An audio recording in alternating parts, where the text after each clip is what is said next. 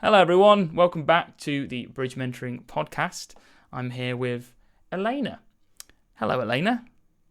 Hi. How are you doing? Yeah, doing good today. The weather's better, so that makes me feel better. Yeah, the weather's pretty overcast here, which is better Mhm. because it's been very hot and I've been melting. I've been very, very warm, but I've got a bit of a affliction now, which is, I don't know if it's an affliction, that might be the wrong way of putting it, but I have a lot of water. I'm drinking a lot of water, which I think is probably the best thing to come out of a hot summer, is now I'm actually hydrating all the time. So that's good. But yeah, welcome. How are you doing? You said you're doing well. That's Cool. good. Yeah, Tell us a little bit yeah. about yourself. Who are you? Good question. Many answers. Okay, so like you said, I'm Elena. My pronouns are they, them, and I am a doctoral researcher in international relations. I am at the end of my second year of this doctoral degree. Um, and it's been a lot of fun. It's been a journey to get to this point. If you want me to maybe talk about like how I got to this point of being in my PhD journey, if that's something you're interested in.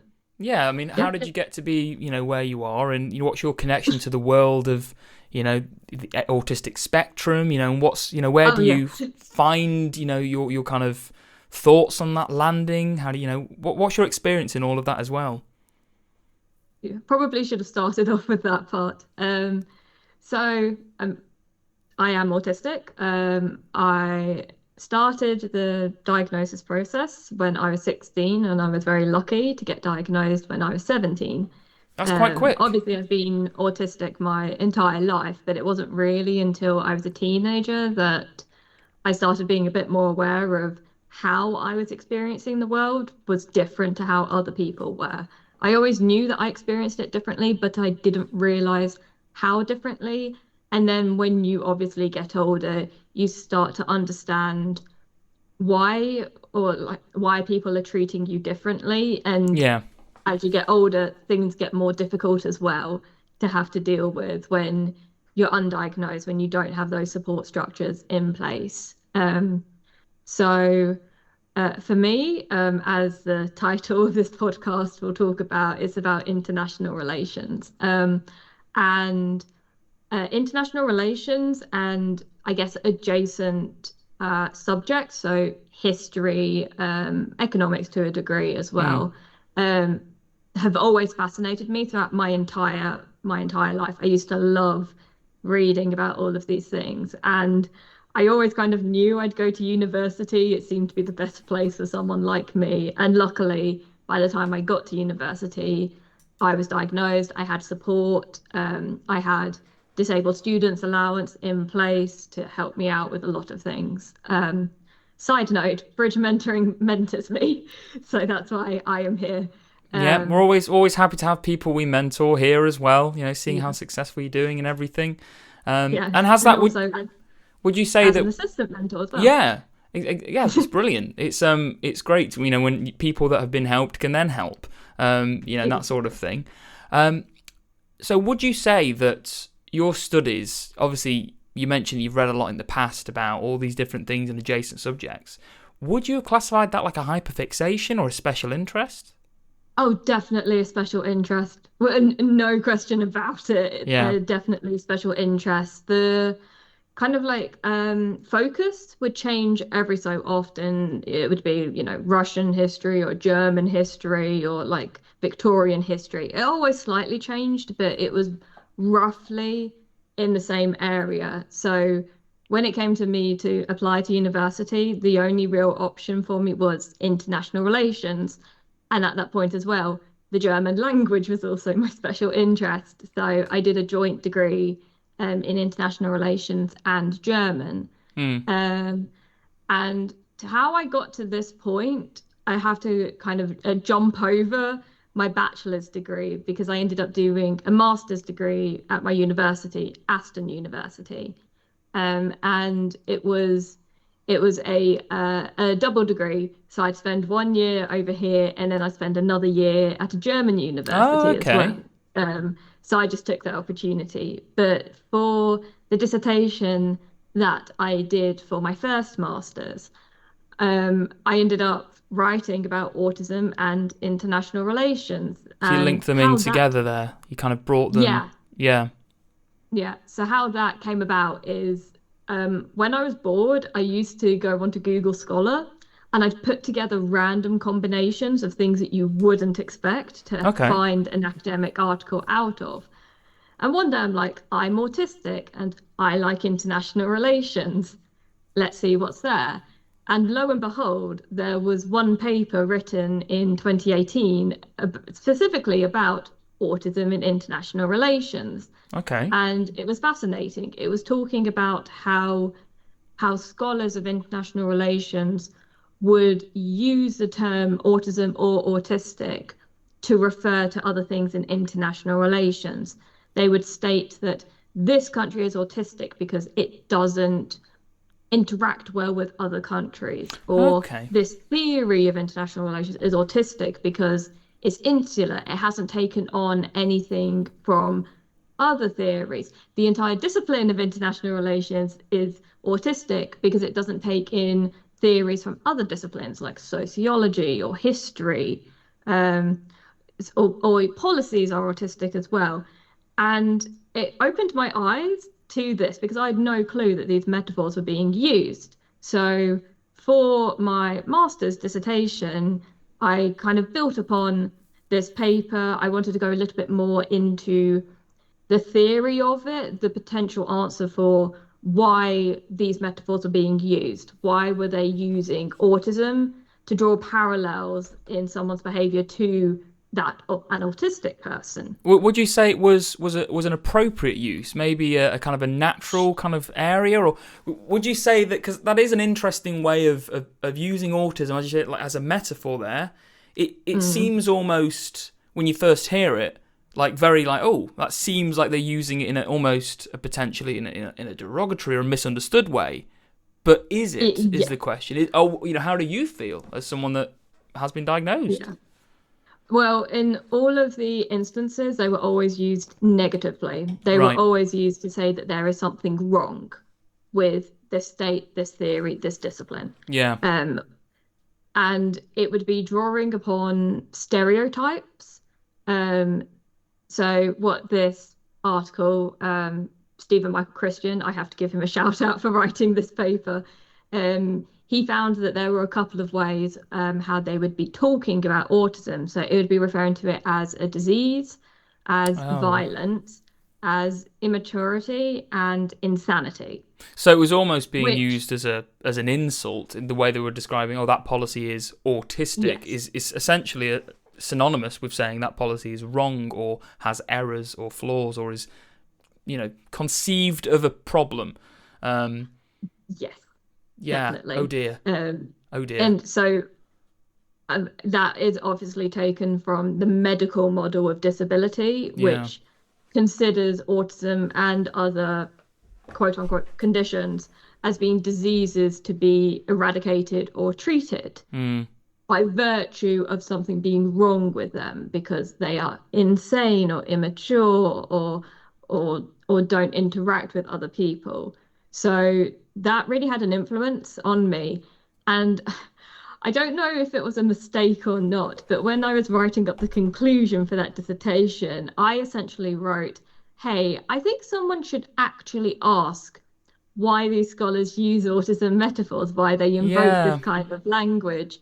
And then when I got the feedback from my supervisors after it had been marked, one of the comments was, there's a PhD thesis here. It sounds. Yeah. It sounds to me Maybe, like yeah, you discovered, which honestly, in hindsight, seems pretty much a flaw. And I don't. The irony here being they would potentially describe it as this. This sounds like an autistic implementation, but which would be not what I would ever say. Which is the issue here is they're using autism, as you say, as a metaphor for something they think is incorrect. If I described what they thought were correct policies and then said they were autistic, I imagine many would jump to a defence saying, well, actually, as if I was insulting those. mm, When we both know that's frankly nonsense. It doesn't quite make sense. No, it doesn't make sense. And that's why I was very lucky to have support. I applied for the PhD back at Aston, and I managed to get a scholarship as well. So that meant that all I have to do is focus on my research. Yeah. So given that I am in the second year of my research, that's kind of the year where you go out and you do your data collection. You actually Mm. go out and you conduct interviews or ethnography or observations. The way I'm doing my research is interviews. And there's two elements to my research. So the first one is reaching out to those scholars who used autism metaphors. And let me tell you, there's a lot of them out Oh there. wow. Uh, Okay. the problem is, well, not necessarily a problem, but a fair amount of them, because these metaphors were written in the 60s, the 70s, a fair amount of them are dead, which means that I have fewer people who I might be able to reach Yeah. out to. So there, the very comprehensive searches that I had to do as part of my research, there's approximately 180 um, papers or books in international relations that invoke autism, and it is Yeah. always in a negative way Okay. to insult, to diagnose something as being wrong. Yeah. And what Other. I It's want to othering. do, it's othering, yes, Mm. that's definitely one part of my research. And I want to ask them, I want to sit down and ask them, why did you use an autism metaphor? Yeah. And what kinds of attitudes led to that, to be able to use that? Because it's not just one person at a time using it. There's networks of Yeah. citations, there's institutions that favor using autism metaphors, there's trends in what is described as autistic, there's different subdisciplines that favor it at different points in time. So I want to understand why use an Okay. autism metaphor, and I've had a couple of answers already. It's still an ongoing process. So some of the questions I have are how many people, because you mentioned obviously some have passed away because of the kind of the length of time this goes back. How many of the people are still using these metaphors? Is it more historical now, or is it still an ongoing practice? It's I'd say it's largely more historical. There have been some instances of them in the 2010s, in the 2020s. Definitely, I would say far less Yeah. than it used to be, but part of that is due to the circumstances. So at one point, it was quite fashionable to invoke an autism metaphor Mm. when talking about how countries during the Cold War armed themselves. And considering that was quite a lengthy period of history, and given the kind of political dynamics that played during that time, a lot of them were published during that time period. Whereas now I'd say it's a bit um, more singular instances. There's Yeah. not these same networks of citations and like working together. They're definitely more singular in origin. That's not to say that there aren't any. There Yeah. are There's still still. some people who use autism metaphors, but I don't want to say that it's slowly dying out because people still use it, but there definitely seems to be changes. And from what some have told me, it is partially due to better knowledge about Yeah. autism. The language, the way we use it, and in society as Yes. well, and kind of obviously as people get into the field that you're kind of in there, they're going to have their own past that informs their language, if they know it or not, their internal biases. And I imagine more people are diagnosed than before, so there's a good chance that people are starting to realise, oh, I'm using a term that relates to someone I know.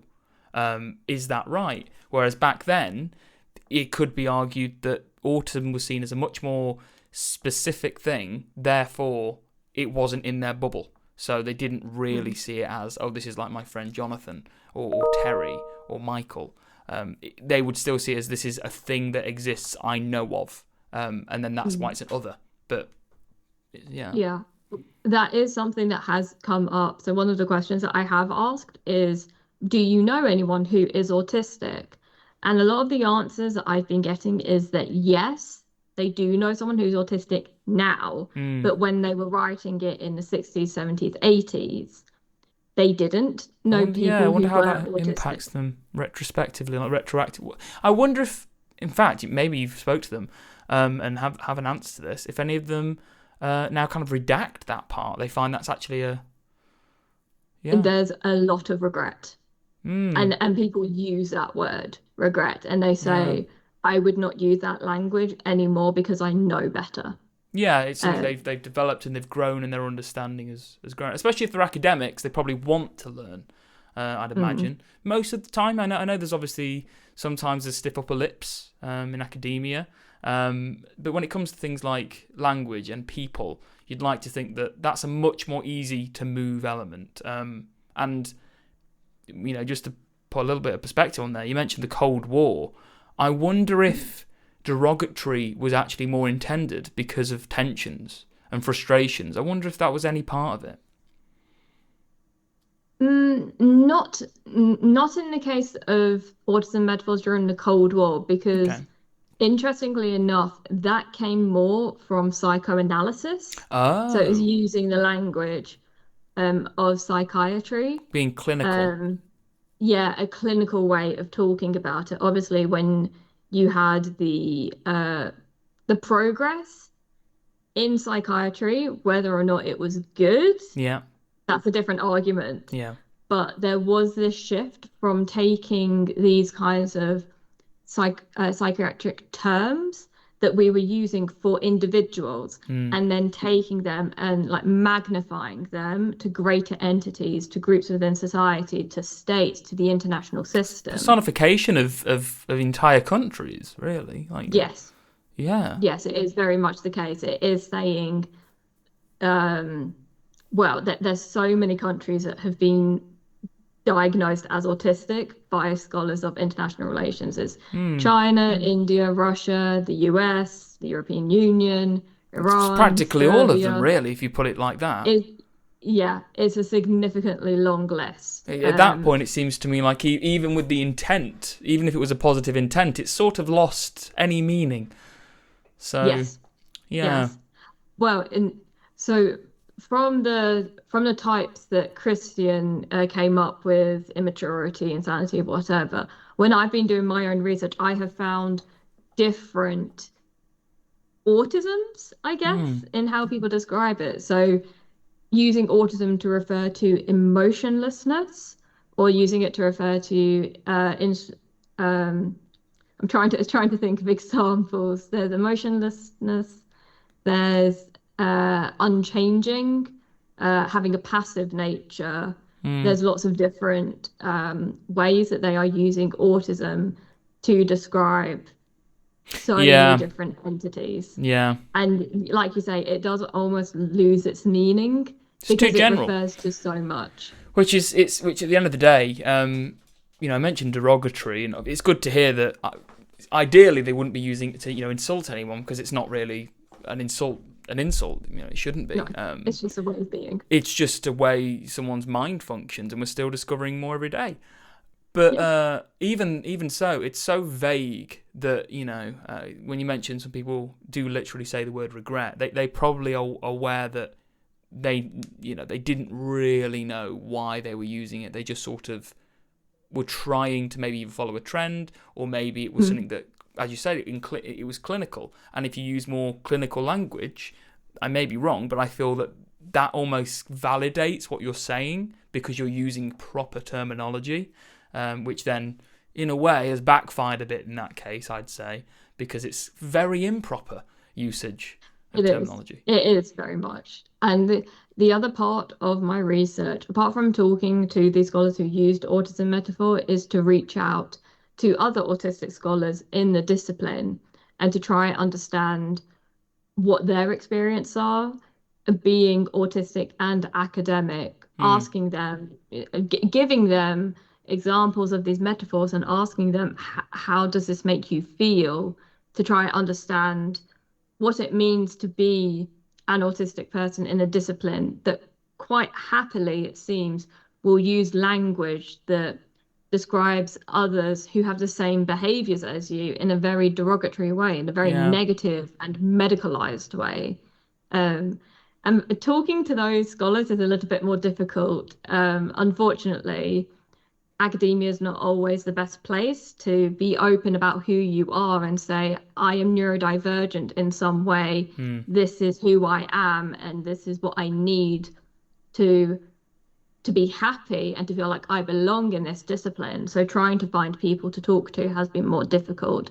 I've been quite lucky to be in situations where someone turns to me and they said, "Oh, I'm autistic as well."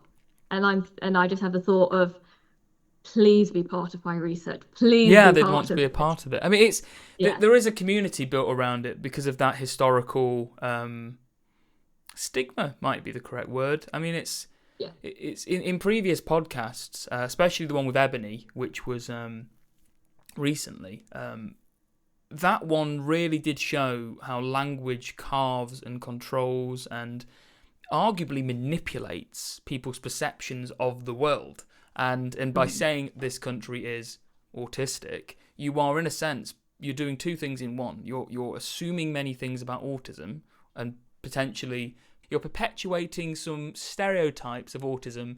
You know, when you say this country, who is other to us, is autistic, you are implying people that aren't you are from an other group, and Mm. therefore you're both saying country bad, and then you're of course mixing that in Yeah. with But a term. yeah. Other country bad, us not having those traits good, Mm. which Yeah. there's so much wrong with that. No, absolutely, absolutely. And And it's yeah.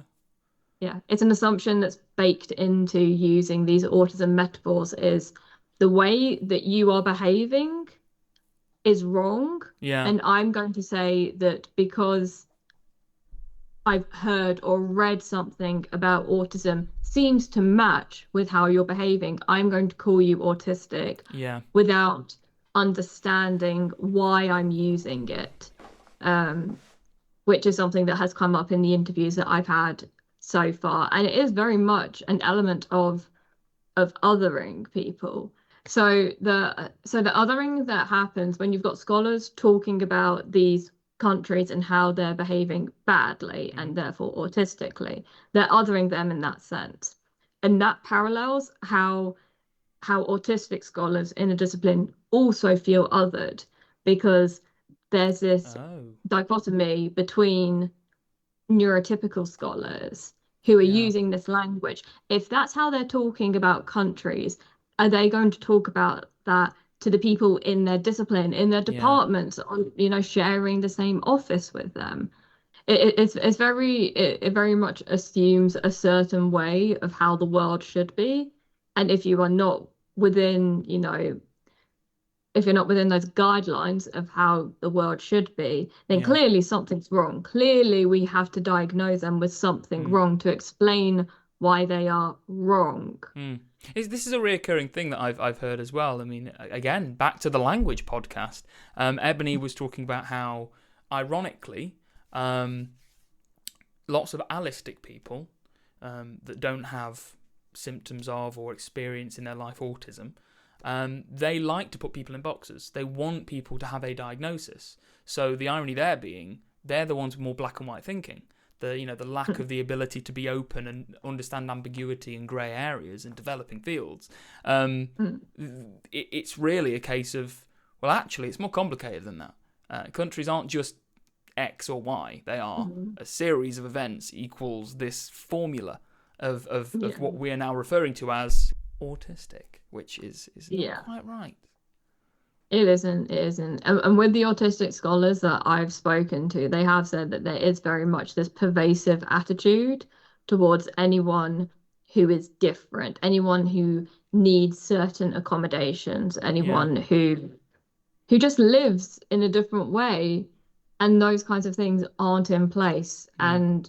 and these attitudes are having a detrimental effect on people who live their lives in a different way. Yeah. A lot of the theoretical foundation to my research does take inspiration from like the feminist movement, post-colonialism, decolonialism, where you've had these movements that have said we are different people and we need to be Mm. treated equally and respected.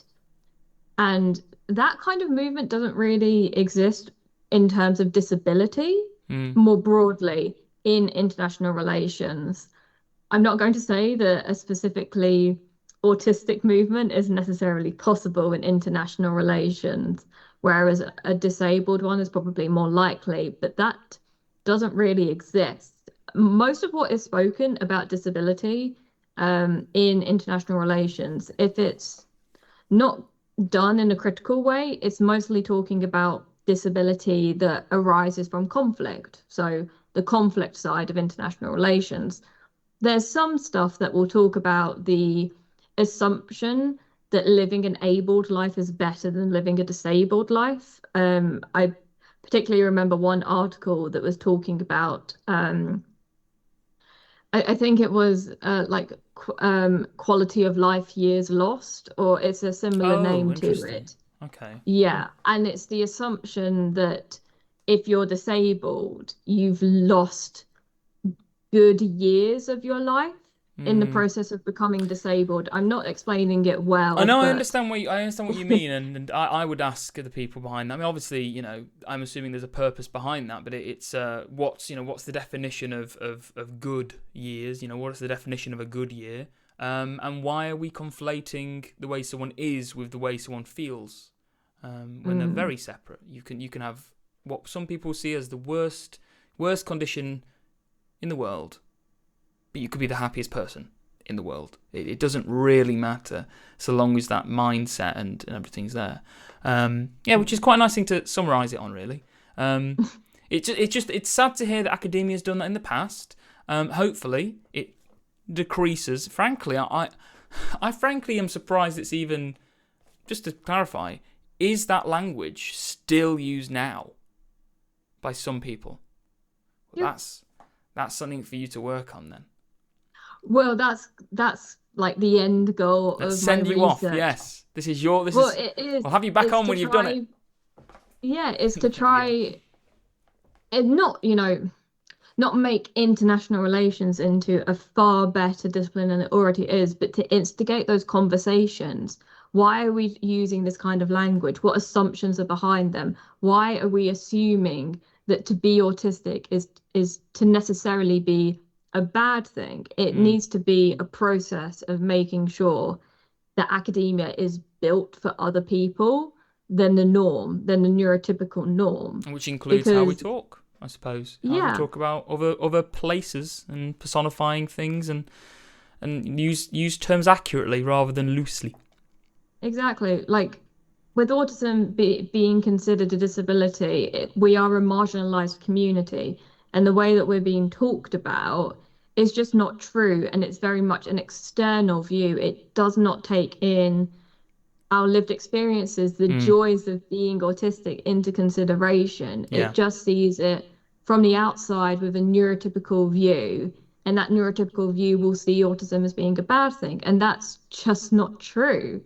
No, So it is I guess, absolutely not, and yeah, it's the way the world's got to keep changing, and that's the beauty of it. We'll keep changing it. We'll keep talking about it.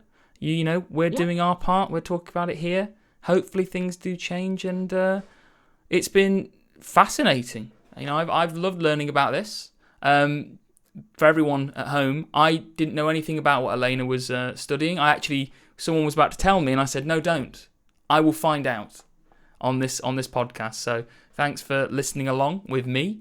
It's been very interesting, and I have many questions now, and I'm interested in hearing where this goes in the future. So Elena, we'll probably have you back someday. Maybe you can yeah. tell us if there's been any change and what you found and what will happen. But thank you for being here. Thanks for having me on. It's been a great experience. Never done this Wonderful. one before. Yeah, well, there we go. First podcast out of the way, and we'll see everyone later. Bye, Yeah. everyone. Bye.